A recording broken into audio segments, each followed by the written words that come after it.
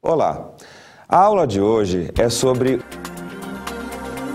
organização do Estado e da administração pública. Inicialmente, é importante dizer que é a Constituição da República que trata do tema organização do Estado e também da administração pública. Em termos de organização do Estado, a Constituição estabelece várias regras sobre a forma do Estado e outros temas.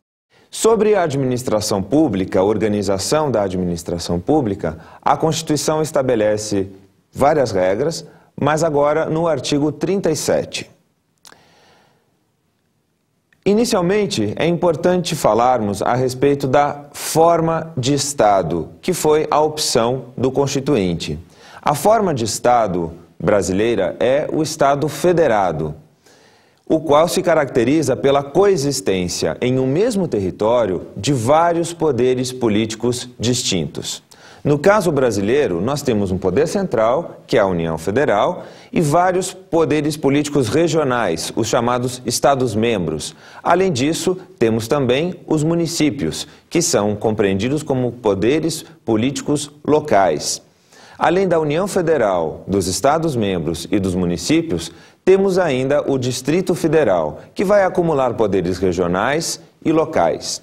É muito importante deixarmos claro que todos os entes federativos, União Federal, Estados-membros, municípios e Distrito Federal, não têm nenhuma relação hierárquica. Todos são autônomos e estão no mesmo patamar. Todos são entidades autônomas, sem que haja subordinação de um em relação a outro. Os Estados-membros são entidades autônomas também. E esta autonomia, ela se expressa nas seguintes capacidades. Em primeiro lugar, na capacidade de autoadministração. Em segundo lugar, na capacidade de autolegislação. Depois nós temos ainda a noção de autogoverno, complementada pela noção de auto-organização. É importante ressaltar que a forma federativa do Estado brasileiro, ela é entendida pela Constituição como uma cláusula pétrea. O que significa isso? Cláusula pétrea porque não pode haver nenhuma proposta de emenda constitucional tendente a abolir a forma federativa brasileira. Na sequência, é importante deixarmos claro qual é a forma de governo adotada no Brasil. E a forma de governo brasileira é a República, a qual se caracteriza pela eletividade e pela temporalidade dos mandatos do chefe do Poder Executivo. Os chefes do Poder Executivo são eleitos, há eleições periódicas e os mandatos sempre são mandatos com prazo determinado. Além disso, os chefes do Poder Executivo têm o dever de prestação de contas das suas ações para a população. Temos também o sistema de governo. Sistema de governo é um tema central quando falamos em organização do Estado. E sistema de governo no Brasil é o sistema presidencialista, no qual há o predomínio do princípio da divisão dos poderes. O presidente da República é o chefe do Poder Executivo Federal e exerce, com auxílio dos ministros de Estado, a direção superior da administração pública federal, cabendo a ele sua organização e estruturação. Vale ressaltar que esta organização, que é típica da União Federal, acaba se reproduzindo nos Estados-membros, onde o chefe máximo será o governador, nos municípios, onde o chefe máximo será o prefeito, e também no Distrito Federal, onde o chefe máximo será o governador do Distrito Federal. Ainda sobre a organização do Estado, o artigo 2º da Constituição estabelece o princípio da separação de poderes, também conhecido como princípio da separação de funções. E ali, no artigo 2º, a Constituição prevê que são poderes da União independentes e harmônicos entre si, o poder legislativo, o poder executivo e o poder judiciário.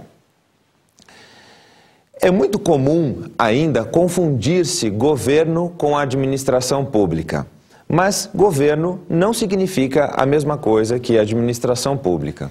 O governo tem a incumbência de exercer a direção máxima, superior e geral do Estado, determinando a forma de realização de seus objetivos, estabelecendo diretrizes, pautando a atuação dos órgãos governamentais e também dos órgãos da administração pública. A administração pública, por sua vez, cabe seguir as diretrizes de governo, executar todas aquelas medidas que são estabelecidas pelo governo, não é? E, além disso, a administração pública cabe exercer a função administrativa, típica do poder executivo. É muito importante ressaltarmos que a administração pública pode ser conceituada sob dois aspectos. Um primeiro aspecto é o aspecto funcional e o segundo aspecto é o aspecto organizacional. Sob o ângulo funcional, a administração pública significa um conjunto de atividades do Estado que auxiliam as instituições políticas de cúpula no exercício de funções de governo, que organizam a realização das finalidades públicas postas por tais instituições e que produzem serviços, bens e utilidades para a população, como, por exemplo, ensino público, calçamento de ruas, coleta de lixo, dentre outros serviços. De outro lado, sob o aspecto organizacional, a administração pública representa o conjunto de órgãos e entes estatais que produzem serviços, bens e utilidades para a população, coadjuvando as instituições políticas de cúpula no exercício das funções de governo. Vale ressaltar que é justamente nesta função ou nesse sentido que se fala em organização administrativa. Organização administrativa é o conjunto de órgãos e entidades que integram a administração pública. A doutrina costuma mencionar ainda que há uma confusão entre governo e administração pública. Certamente que em alguns momentos nós vamos encontrar esta confusão, não é? Mas o que vale ressaltar? Governo e administração pública são organizações que acabam sendo complementares, não é? A administração pública sempre executando aquelas diretrizes fundamentais que são traçadas pelo governo.